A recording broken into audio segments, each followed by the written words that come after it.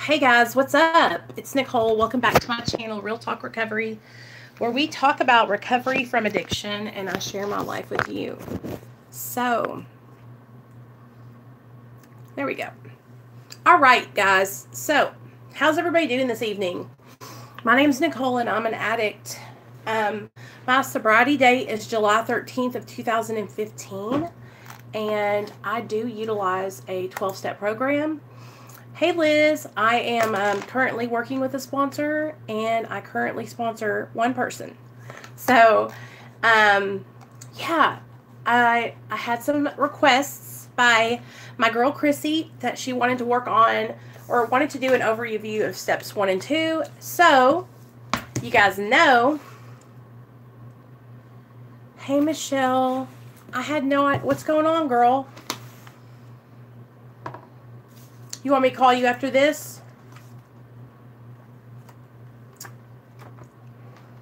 Hey, Jamie. Hey, Lisa.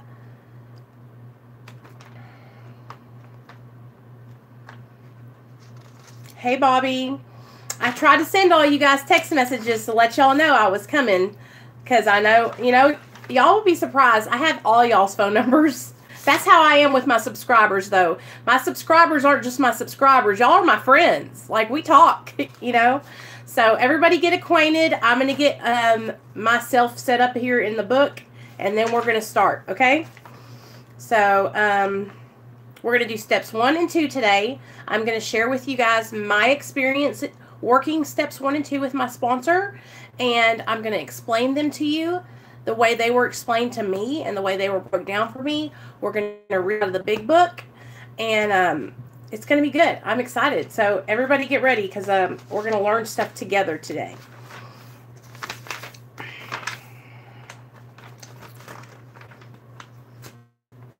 That's right. We're family here, y'all. And I'm sorry, Michelle. I've been worried about you because, and I'm not, y'all, Michelle knows that I've been worried about you, Michelle, because when you were texting when you were sending me texts, I couldn't understand what you were saying. They were all messed up words. Hey, Gunny. Oh, yeah, you know it. It was kind of funny, huh? I was like, what? Well, they came in, I think they came in yesterday, too, and said the same thing.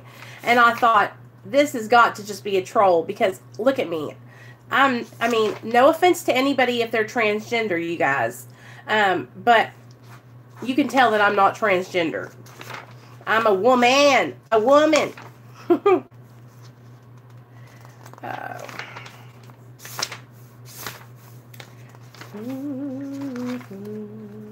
Who all's in here? It's okay, Michelle. Listen, Michelle, let's I know you're upset right now, and I haven't got to talk to you one-on-one. I'm going to call you when I get off here, okay? Because I want to help you. I want to talk to you, okay? I was worried about you because, like I said, when you were typing, it was not making sense at all, girl. But, I just thought maybe you were using talk to text, you know what I mean? Oh, girl, that's how it always is. You know how it is. He's just upset right now. He's just upset. Did you get more Xanaxes? Did you get Xanaxes recently?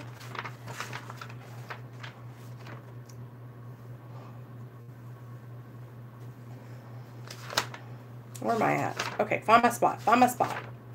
Let me get on my spot, y'all. There it is. Okay. Oh, okay. Well, then what are y'all arguing about then? I thought if you're doing good, I'll call you after I get off here. That way we don't have to talk, about your stuff in front of everybody. Okay, guys. So here's what we're going to do. We're going to do an overview of steps 1 and 2. I'm going to start out and we're going to read how it works. This is what they read when you go to a meeting, AA or NA. Oh my gosh. I'm so sorry, Michelle. I'm going to call you when we get off, okay? I don't want you to have to. I'll call you and we can talk about it, okay? I'm sorry, girl. I need the whole lowdown. I need the whole scoop when I call you, okay? So I'm going to read how it works, you guys. Y'all, if you're busy and you just want to listen to your earphones and not text, that's fine.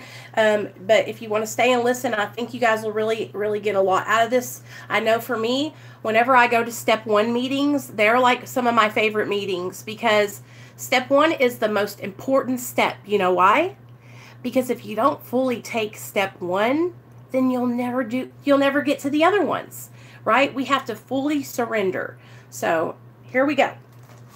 Rarely have we seen a person fail who has thoroughly followed our path. Those who do not recover are people who cannot or will not completely give themselves to this simple program. Usually men and women who are constitutionally incapable of being honest with themselves. There are such unfortunates. They are not at fault. They seem to have been born that way. They are naturally incapable of grasping and developing a manner of living which demands rigorous honesty. Their chances are less than average. There are those, too, who suffer from grave emotional and mental disorders, but many of them do recover if they have the capacity to be honest. Our stories disclose in a general way what we used to be like, what happened, and what we are like now. If you have decided you want what we have and are willing to go to any length to get it, then you are ready to take certain steps. At some of these we balked. We thought we could find an easier, softer way, but we could not. With all the earnestness at our command, we beg of you to be fearless and thorough from the very start. Some of us have tried to hold on to our old ideas, and the result was nil until we let go absolutely. Remember that we are dealing with alcohol, cunning, baffling, and powerful. Without help, it is too much for us. But there is one who has all power. That one is God. May you find him now. Half measures availed us nothing. We stood at the turning point, and we asked his protection and care with complete abandon. Here are the steps we took, which are suggestions as a program of recovery. So here we go. These are the 12 steps, you guys, and I'm going to read all of them for you, okay? 1 is we admitted we were powerless over drugs or alcohol or both, and that our lives had become unmanageable. Hey, Brandon. 2, came to believe that a power greater than ourselves could restore us to sanity. 3, made a decision to turn our will and our lives over to the care of God as we understood him. As we understood him. So that means that if you see God as in a different way and you don't believe in Jesus or God or Christ, and you believe in the universe or Buddha, that's what this is saying. This is saying that it's your conception of God. Okay, guys? So that's what I want to clear up here, because I think that a lot of people don't give the 12 steps a try because they think they have to believe in Jesus Christ. And that's not the truth. It's your own conception of God. Number 4, made a searching and fearless moral inventory of ourselves. 5, admitted to God, to ourselves, and to another human being the exact nature of our wrongs. 6, we are entirely ready to have God remove all these defects of character. 7, humbly asked him to remove our shortcomings. 8, made a list of all persons we had harmed and became willing to make amends to them all. 9, made direct amends to such people wherever possible, except when to do so would injure them or others. 10, continued to take personal inventory, and when we were wrong, promptly admitted it. 11, sought through prayer and meditation to improve our conscious contact with God as we understood him, praying only for knowledge of his will for us and the power to carry that out. And 12 is, having had a spiritual awakening as a result of these steps, we tried to carry this message to other alcoholics and to practice these principles in all of our affairs. So, many of us exclaimed, "What an order! I can't go through with this!" Do not be discouraged. No one among us has been able to maintain anything like perfect adherence to these principles. We are not saints. The point is that we are willing to grow along spiritual lines. The principles we have set down are guides to progress. We claim spiritual progress rather than spiritual perfection. Our description of the alcoholic, the chapter to the agnostic, and our personal adventures before and after make clear 3 pertinent ideas. A, that we were alcoholic addicts and could not manage our own lives. B, that probably no human power could have relieved our alcoholism or addiction. And C, that God could and would if he were sought. So, step one, we admitted we were powerless over alcohol, comma, that our lives had become unmanageable, okay? So, first of all, we're admitting powerlessness. A lot of people get confused, okay? I hear a lot of people say, well, that you're just weak. What do you mean you're powerless over a drug, over alcohol? That's weak. That's you. How are you going to let something that doesn't even have a mind or a brain or take control of you? That's just weak, right? A lot of people think when you say, I'm powerless over drugs and alcohol, right? We're powerless over drugs and alcohol when we're taking them into our body. Like right now, I have the power of choice, okay? Right now, I'm of sound mind. I'm doing the right thing. I'm staying on my program. I'm talking to my sponsor. I'm talking to my sober support. I'm staying connected. Sorry. I'm staying connected. So when I'm staying connected and I'm spiritually fit, that means I'm connected to my higher power. I'm staying on my program, right? Then I have the power of choice, okay? So we admitted we were powerless. We were powerless, past tense, okay? Over alcohol or over drugs or over both. For me, I'm powerless over both of those suckers, you guys. Right? It does. It's because what you're doing is what we're doing right there is when you say I'm powerless over drugs and alcohol and I can't take those things into my body, right? It's like you're making a public statement. You're saying, you know what? I can't do this anymore. I don't need to have that shit in my life, right? And for the longest time, you guys, this is where I screwed up, okay? This is where I screwed up for the longest time is I could not take step one because I still had so many reservations.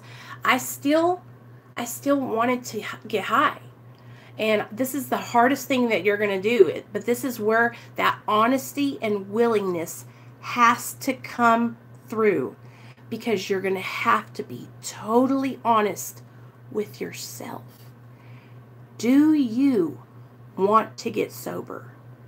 Do you want to change? Or do you want to still get high? Like, this is where the rubber meets the road, step one. Okay, so admitting powerlessness over alcohol and drugs, okay? After you admit that you're powerless, what you're doing is you're surrendering, right? I feel saying I'm powerless is telling the universe that I am powerless. Well, that's the thing though. When you're we have to know our boundaries. So right here at step one, we're setting the boundary. I am powerless over drugs and alcohol. I cannot take drugs and alcohol into my body. I cannot have drugs and alcohol in the same room as me. I cannot have drugs and alcohol with my old man can't have drugs and alcohol. I don't need to be going to the party where there's drugs and alcohol. I don't need to have my mother, my father, my boyfriend, my girlfriend have drugs and alcohol. I am powerless over those substances when I put them into my body. So right there, you're setting that boundary up, you guys. Because that's the thing. Part of recovery is setting these boundaries. If I just had loose boundaries and had my gates like wide open, then I would still be hanging around the same people, places, and things. I'd still be going to the bars. I'd still be hanging out at the dope man's house. And you know what? I'd still be high. Straight up. Straight up. So admitting powerless over drugs and alcohol, it's not saying that you're weak, but what it's saying is that you can't have those things in your life anymore. And that you've got to put that boundary up. Because that's the thing, you guys. You got to start caring for yourself enough to say, you know what? Drugs and alcohol have taken everything from me. That's the thing. For me, what happened is, after so many years of things being taken, of me losing jobs, of me overdosing, losing my son, losing my family, losing my car, wrecking my car, hurting people.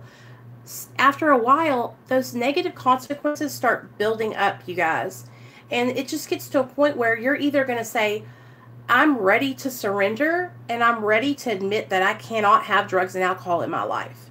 and I'm going to be ready to give those things up.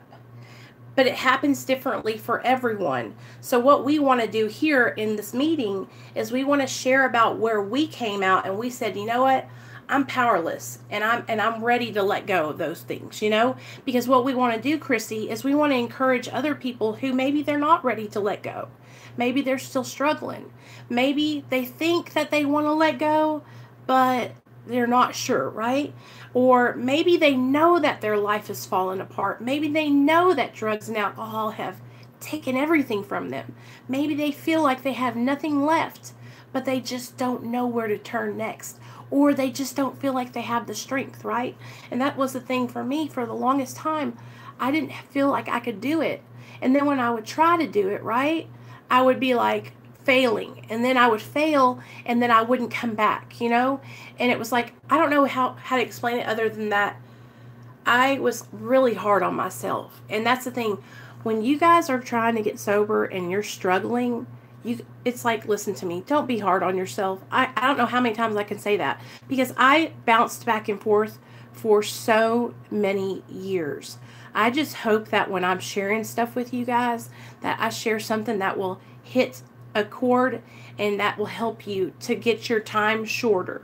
I want you to shorten that time that you're out there in the madness and come into the goodness, you know, come into the light. So that's what we're doing in step 1, is we're surrendering and we're setting that boundary. You know, the second part of step 1 is that our lives had become unmanageable, right? Right. And that's what, Chrissy, that's where we have all been. Fear and self-doubt is what that is. Fear is our addiction trying to keep us from trying something new.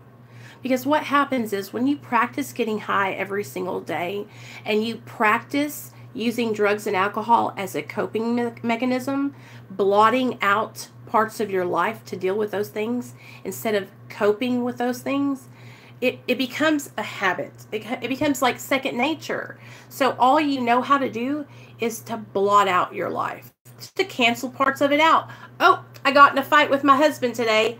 I'll just high. And I'll just pass out and I won't wake up until 2 days later. Or, oh, the bill came in. My electric bill is $2,000.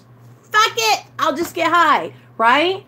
And so now what we're doing when we come in and we say, I'm powerless and my life is fucked up. What we're saying is, I can't do this alone. I need help, right? We're saying, somebody help me. Somebody guide me. Okay, but the thing about it is, when you're coming in and you're surrendering, then you have to be open and ready to receive. Because I can come in and I can surrender all day long and say, I'm powerless. My life is unmanageable, and I can know it. I can know it deep down inside of me. But if I'm not willing to grab a hold of somebody that's trying to help me, then nothing's going to happen. Nothing's going to happen. I'm just going to sit there and talk about how powerless and unmanageable my life is. And that's the thing. There's not going to be any action behind it. Do you hear what I'm saying? And that's kind of where I would get stumped up at too, because I would go, okay. So I know I can't use drugs anymore. I know my life sucks. I know I'm powerless over them drugs. I know they're going to ruin my life. I know it. I know it without a shadow of a doubt. And then there would be times where I would know it. I would know it with all my heart. And it was like the drugs, it was like I was an autopilot. And here I go, over to the dope man's house. See ya. Yeah, my life sucks, but I'm still going to get high. Because I'm telling you guys, it was so ingrained in me to everything that I did revolved around getting high. Oh, you want to go on a date with your husband and go see a movie? Got to get some Roxy's. Oh, we're going to work out. Got to get some dope. Oh, we're going to take our little boy to the park. Got to get high. Everything. Oh, I got to go to my parents' house for Christmas and Thanksgiving. Got to get high. Don't want to have to deal with everybody, right? Don't want to deal with life. Let's get high. And so letting go and asking for help and saying, hey, my life is I'm powerless and my life is unmanageable. The next step to that is reaching out and grabbing that help, you know, but the thing about it is with step 1, we have to, I'm serious, like in your innermost self, you have to say. You have to get so honest. This is what I'm talking about. You know how I always tell you guys, and I know a lot of y'all know this, that there's 3 things in your recovery that you need. Honesty, open-mindedness, and willingness. Because listen, the deal is, when you get into step 1, you are going to have to be 100% honest with yourself. You're going to have to look yourself in the mirror and say, this is what I've done to me. This is what I've let drugs do to me. Look at me. I'm a wreck. I can't even function anymore. You know, I depend on these substances every single day to get by, you know, and that's the thing. Like, you'll look at yourself. This is how it was for me. I'm talking about me. And I was just like, I'm miserable. I can't even take care of my son. I can't even be a good mom. You know, I can't do anything without shooting dope, you know? And so this honesty was coming up. I was praying. I was begging God, begging him to help me. You know, I didn't know what else to do but to beg my higher power to help me. Please help me. So when my sponsor started me out on step 1, she sat me on step 1 for like a month and a half and sat there and like, not made me, but she said, I really want you to think about it. And she had me list out. I wrote a list, right? Hey, is that Zach, right? Hey, Recovery Channel, Zach, right? I think Zach. Okay, she had me list out, you guys, a list of all the ways my life was unmanageable. What's up, Zach? Welcome to the channel. We're actually doing an overview of steps 1 and 2 out of the 12 steps. I'm glad you're here. And writing down all the ways that I had allowed drugs and alcohol to take over my life and how my life had become unmanageable. And I'm just going to start out with just a little piece of how unmanageable my life was, you guys. Okay? My son was in DHS custody. That was the worst one. My son was taken away from me. I had no place to live, no roof over my head. I was literally just surfing from couch to couch. So I was homeless. I found out I had Hep C. Found out I gave it to my husband. Lost my car. Lost my job, my good job at Kroger, the one I had for 3 years. That was the last job I worked before I got sober. This is just the tip of the iceberg. Not to mention the fact that if you had drugs, I would sleep with you to get drugs. I had no dignity. I had no respect. You know what I mean? I didn't care about myself enough to say, you know what?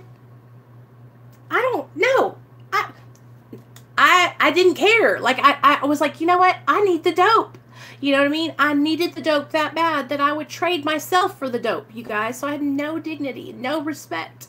So when I got to the point that it was time for me to work step 1, I was at such a desperate place that there was no other way for me to go but up. I was desperate as fuck. And that's what my sponsor, and I hear a lot of other people say, they'll say, you've got the gift of desperation. You know, when you're like, I have no idea what else to do but to have someone take me through these damn 12 steps because everybody says it helps them. And that's the point I had gotten to. I was like, my life is miserable. I don't know how to live my life. I don't know how to write a check. I don't know how to pay my bills. I don't know how to put gas in my car and keep it on full without running out of gas like a tweaker. Like, all these things were things I didn't know how to do for so long because I had practiced that dope fiend life for so long. So I had just gotten to a point where I was so desperate. I was like, screw it. Yeah, lady, take me through these steps, right? And she had me write down those things. And that's that, to look at it staring you in the face, how your life has fallen apart.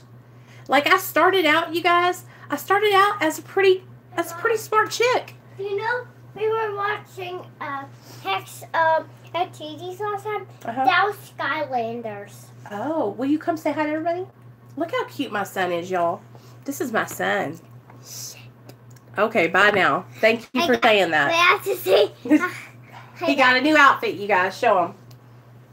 Ah! Go! Go! I am so embarrassed. Go! I love you. Go, you little pee-pee boy. Look, you can't do it again. No more. I'm not going to do it.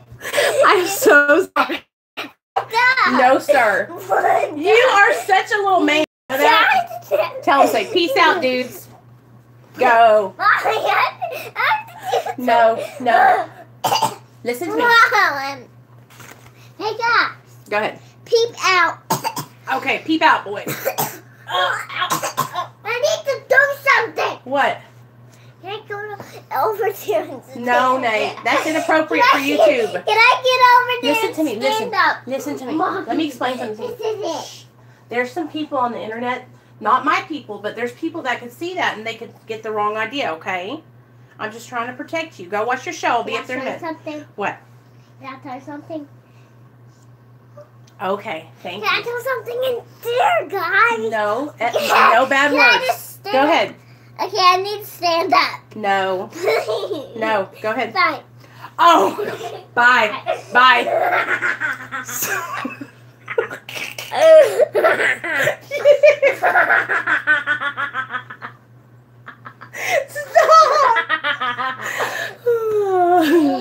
Hey.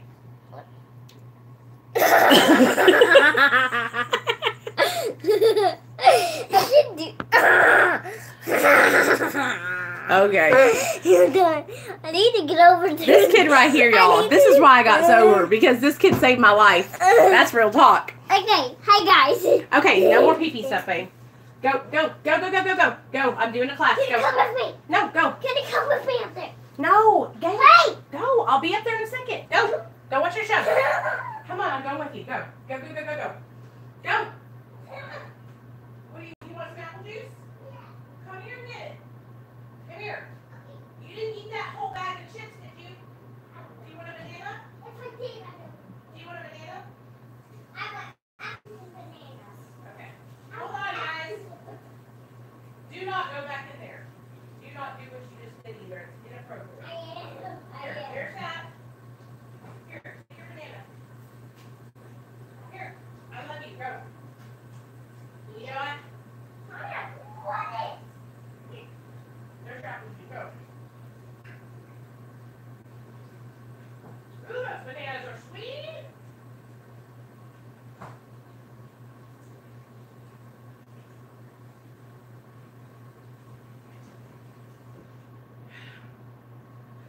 Lord help me.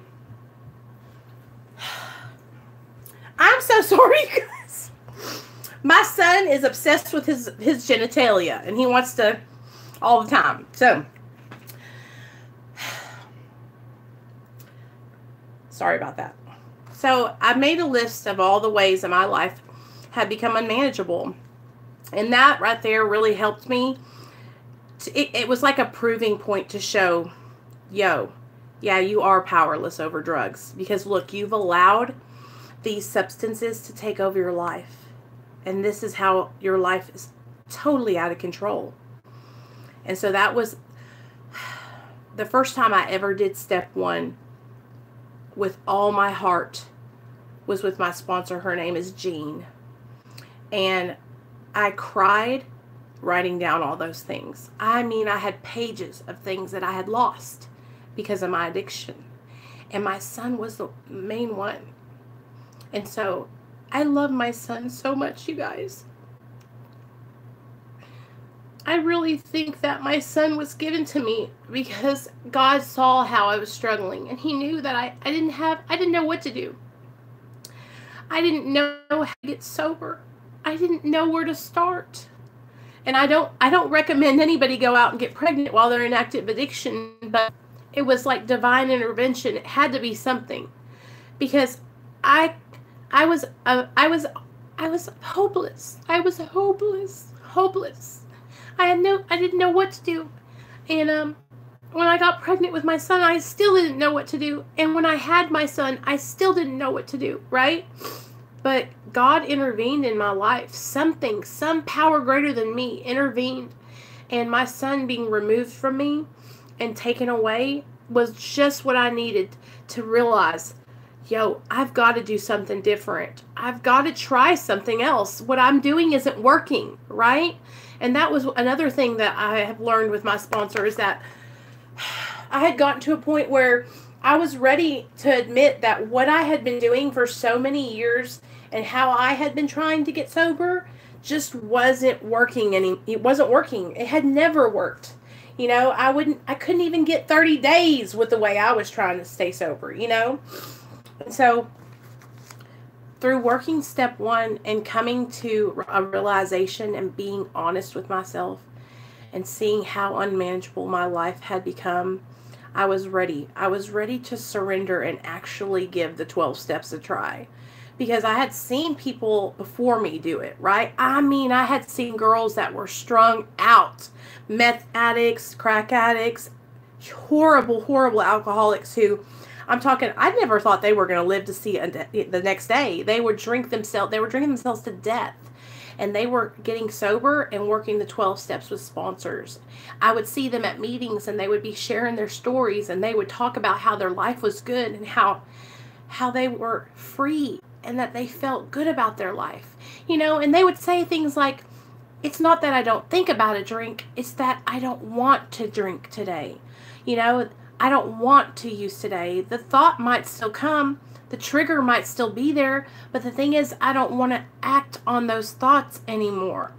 And that's how I try to stay, is I try to stay connected to my support system, my sponsor, my higher power, my husband, everybody around me who knows that I'm in recovery, right, you guys? I've created this little solar system around me, right? Here's Nicole, I'm right in the middle, and then I got all these sober people that go around me, right? And so that way, at any moment, if I'm struggling, I can reach out and I can grab a hold of one of those people and say, I'm fucked up right now, I need to talk, you know? And 9 times out of 10, that's what it is. It's like, I just need to talk. And I think if you guys will start like thinking about that and really trying to look at when you're struggling, you'll see that a lot of times we just need to we just need somebody to listen, you know, and hear how we're feeling, and that helps me so much. Thanks, Zach. I'm so glad that you came over here, man. I went over and subscribed to your channel. You guys, Zach's got a channel too, and he's actually just changed from Suboxone to Subutex, and I haven't watched, I don't know if you've uploaded a new video or not, but over here on this channel, we are totally supportive of medically assisted treatment. A lot of us are on it, and I do the 12 steps along with medically assisted treatment, and that's really helped me to stay on track and to not pick up any drugs or alcohol in almost 4 years. Well, that's what you got to do. You got to be honest about it. What are you struggling with? You know, here's the thing about it. If you're thinking about using, that's what you have to think about. It's just thinking. It's just a thought, right? And so if you're constantly thinking, this is what I've realized, right? When I'm struggling the most, I'm bored. I'm bored. And boredom is such a trigger for me, because that's when the little wheels in my head, little hamster wheels, they start, and that's when those thoughts start popping into my mind, like, it would be so nice to have me a Xanax so I can lay back, right? But then this is the thing, Zach. I gotta play that tape all the way through, right? So think about it. Oxycontin? Okay, think about it. What would happen if you were to do Oxycontin today? Okay? This is the thing. It's only temporary relief. You might feel fine for an hour or two, okay? But then afterward, you're gonna feel like shit.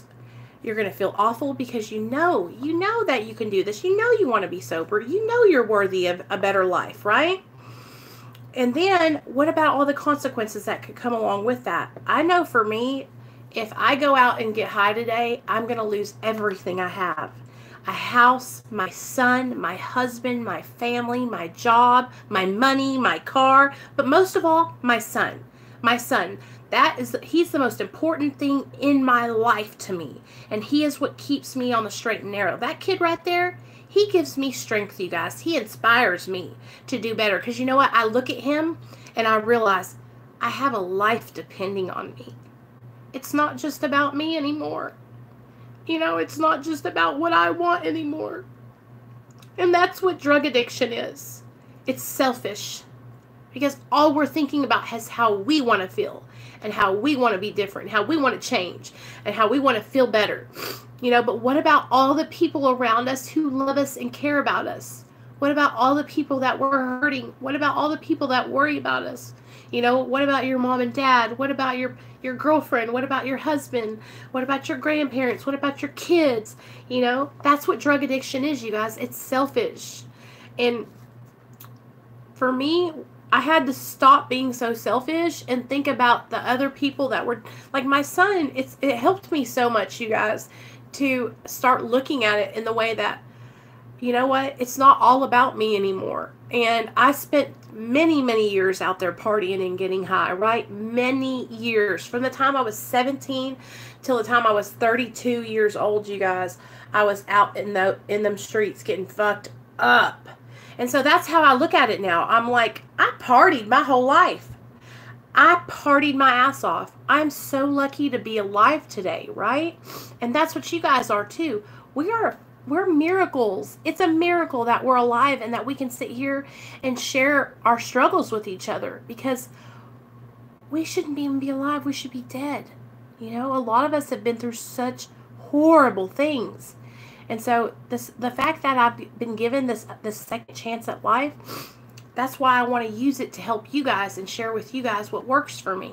So getting with somebody and working through these steps has been beneficial. It has been so helpful to me, because what it has done is it's helped me to start looking inside of myself, right? I never used to think like this. I never used to be honest with myself. I never used to think about how my actions could hurt or harm someone else, right? Because when I was in addiction, like I said, all I was focused on is self, self, self. What this program has taught me is that there's more to life than just myself, and that my actions and what I do affects other people. And that's why I want to use my actions to help other people from now on. I don't want to hurt people anymore. You know, I want my son to grow up and be proud of me. You know, I want him to say, my mom, like he says now, he says, my mom helps people to not take drugs. She teaches people to not take drugs. And, you know, because he listens, you guys. He hears me on here all the time.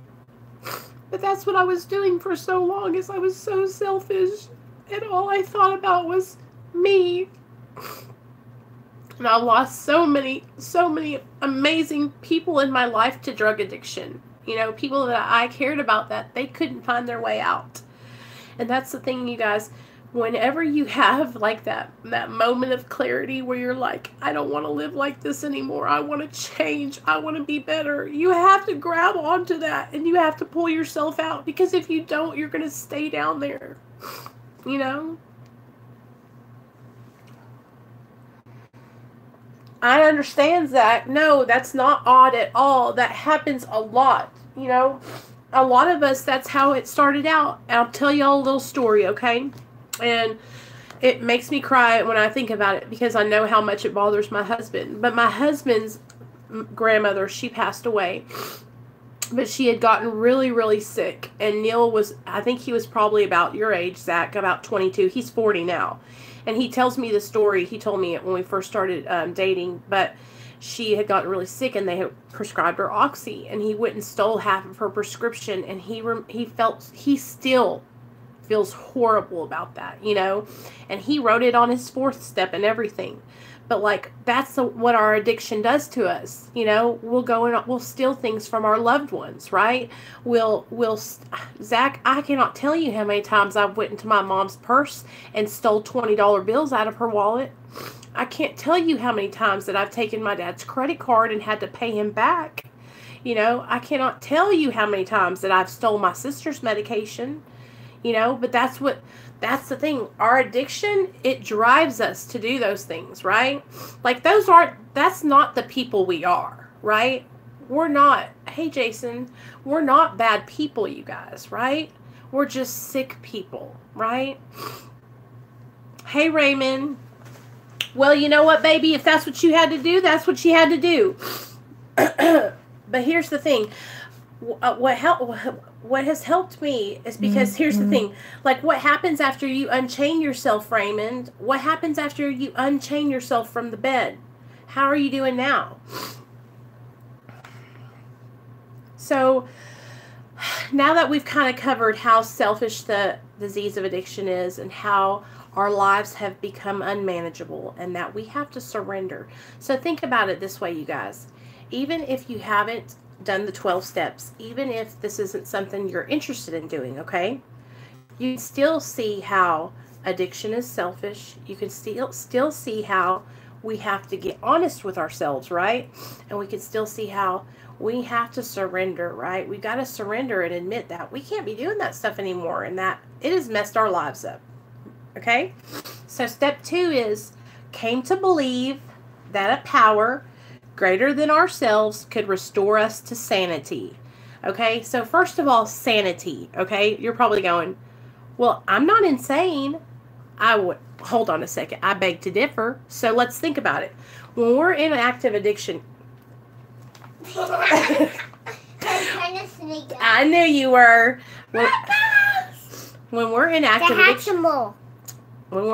addiction, not in our right minds.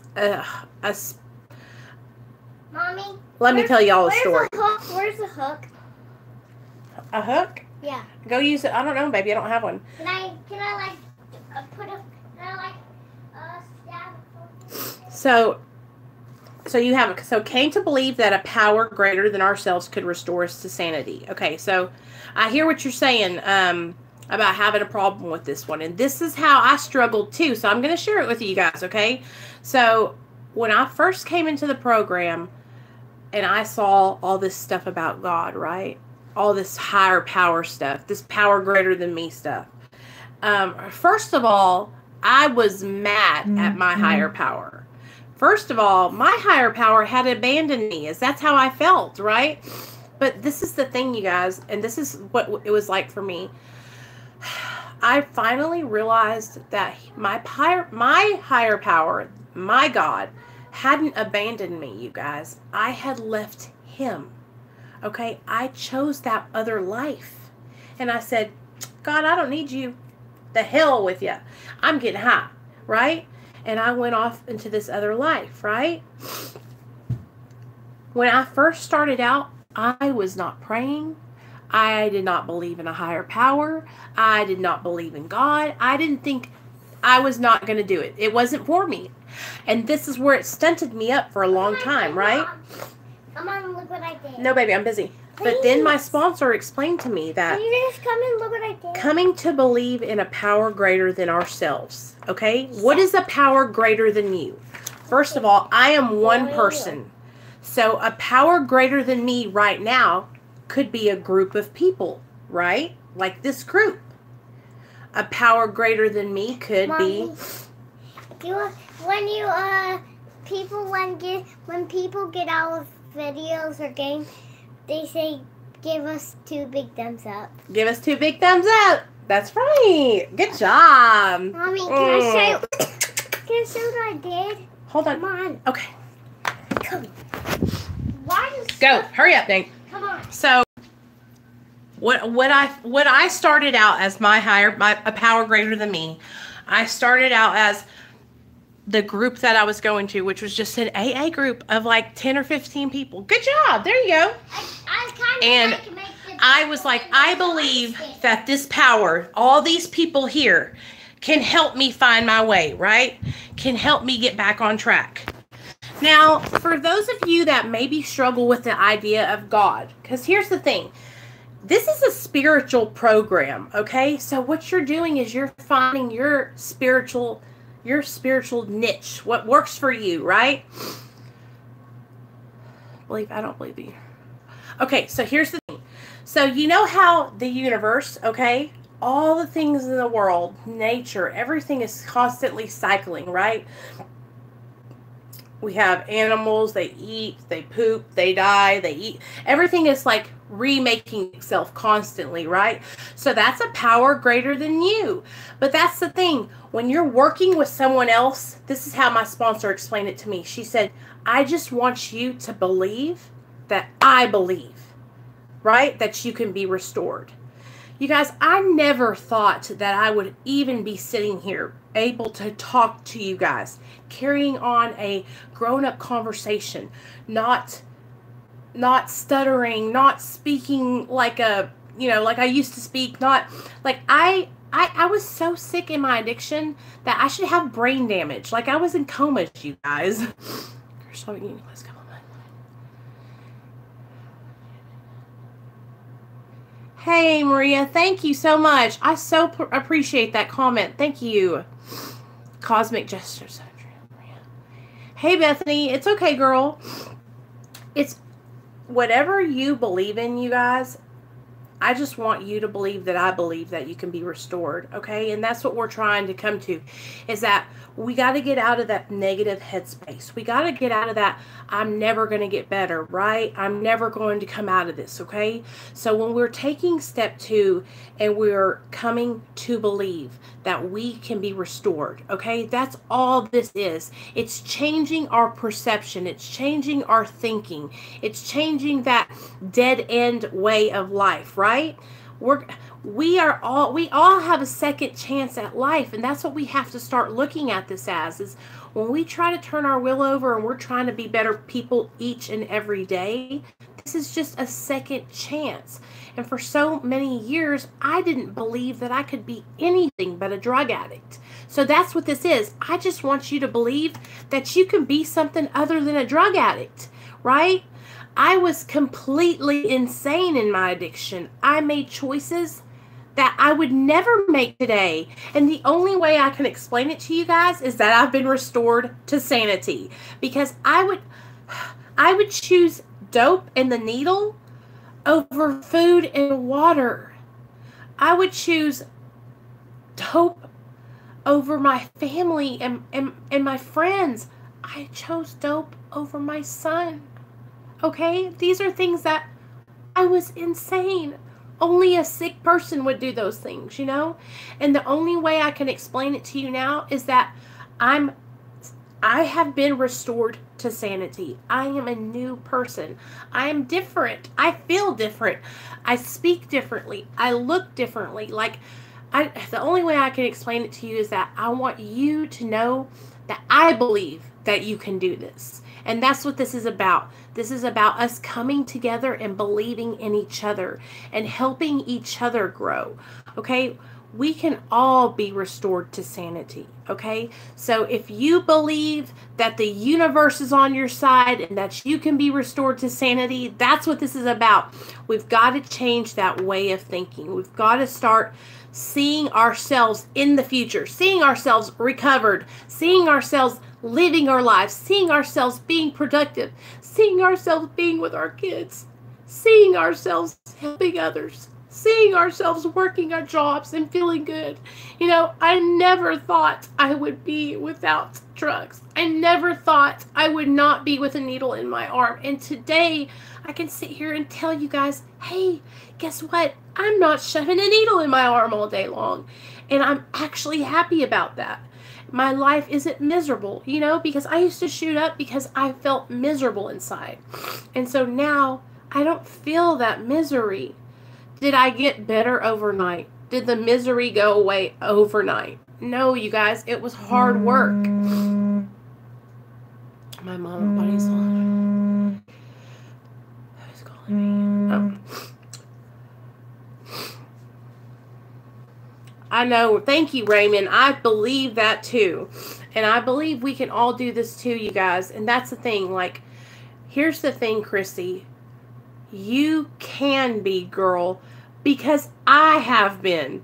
And so I'm telling you, girl, this is the moment where if you'll just believe that I believe that you can be restored to sanity, that's where we have to begin. Okay?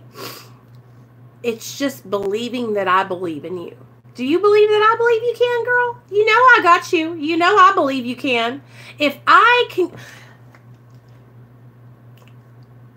what do I have to tell you guys? The worst thing I've ever done in my active addiction? Let me think. There's so many horrible things.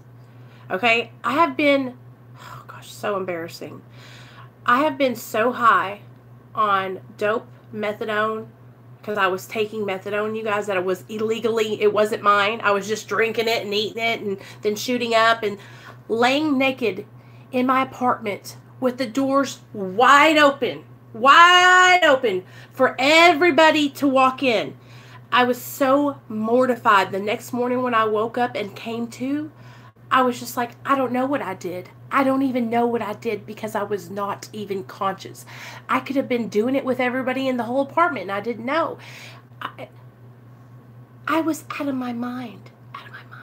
They found me walking down the road on Baseline Road in Little Rock, you guys, downtown Little Rock, the hood, okay? Walking down the road at 3 o'clock in the morning. I was sweeping this lady's porch because I was hallucinating that there were weed brownies all over her porch, so I was sweeping it. And she called the police on me. The police took me to the emergency room and called my family, and I went into a coma for 7 days because my internal organs were shutting down.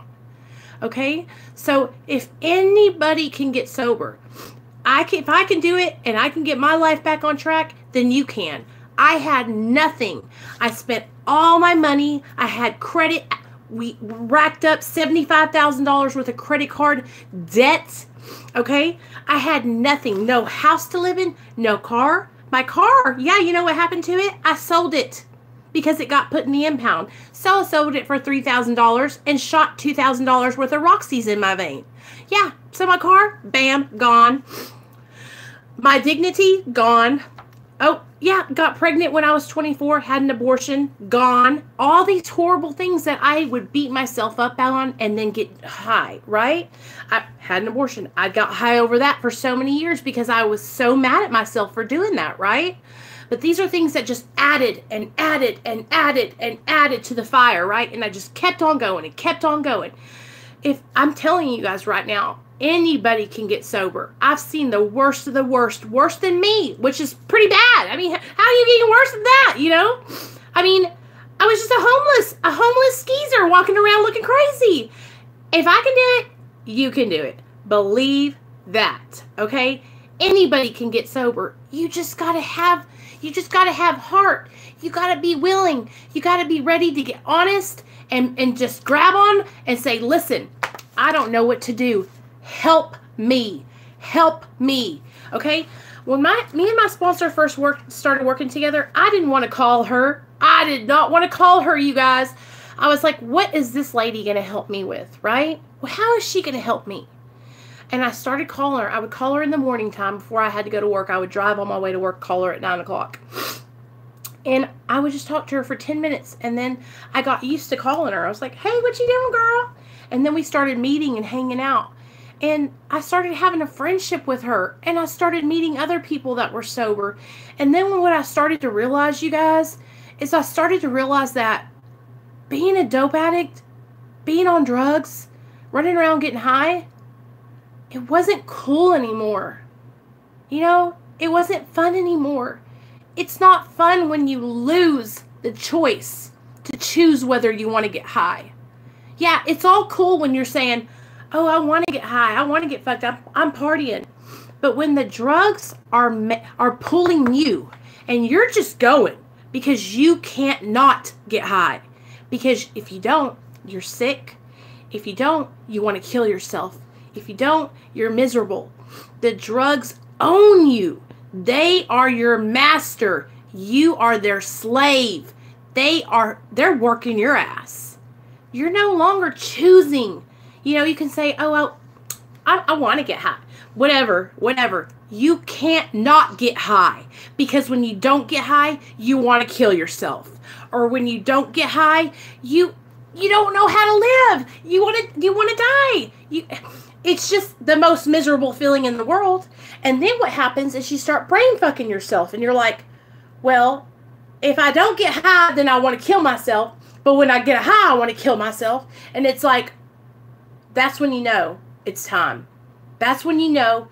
That's when it's time. to surrender. And I'm telling you guys, the best thing I ever did was throw up my hands and put myself away somewhere. I put myself away in treatment. I went to detox, you guys. Listen, it wasn't fun. It sucked. But I had to go away somewhere because I couldn't do it on my own anymore. That's the thing.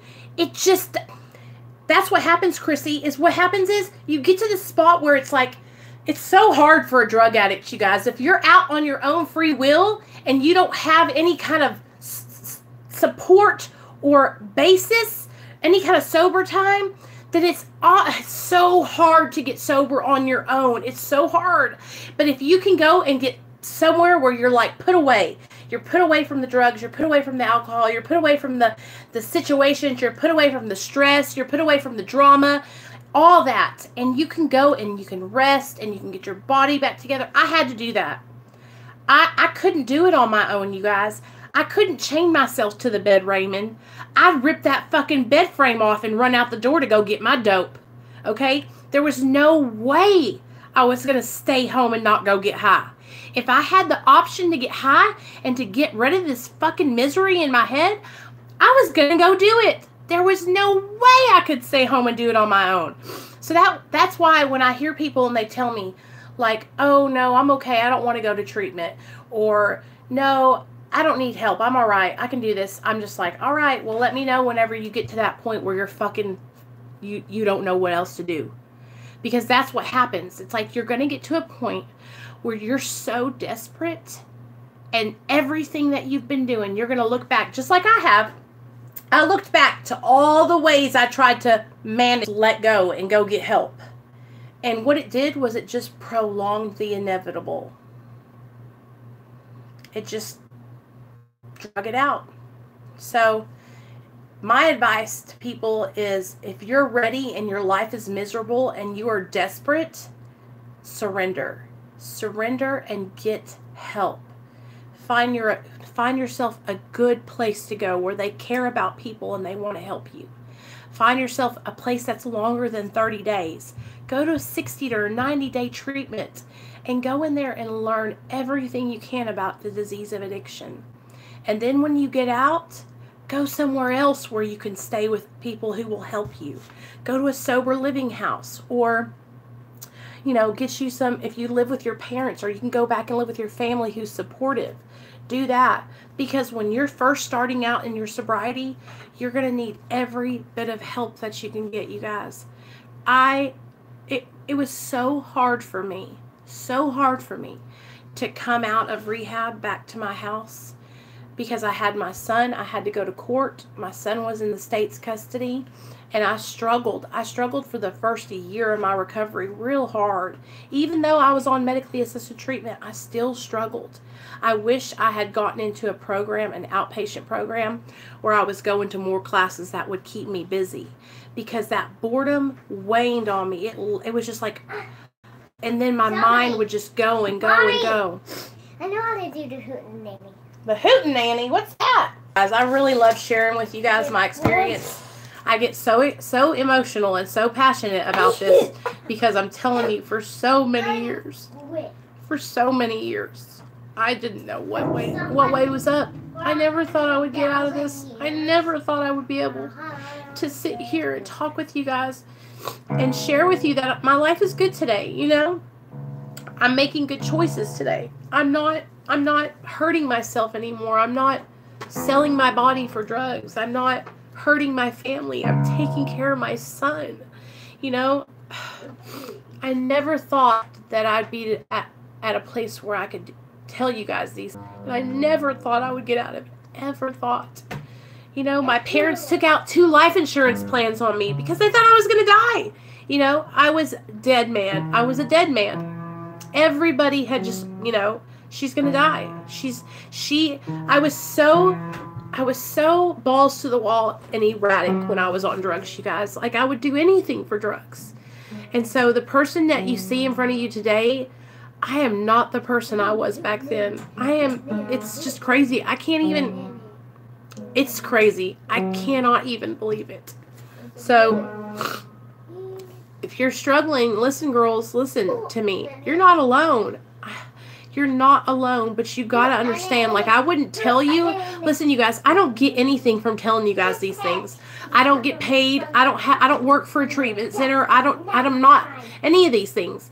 I'm just telling you, like, for me, I had to go away. I had to get a foundation in recovery away from all the BS and all the temptation.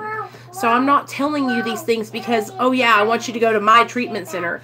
No, it doesn't matter to me where you go. But what I'm telling you is I had to get that foundation and I had to get away from the madness. It was so hard for me, you know, so I'm just letting you know that's what I had to do.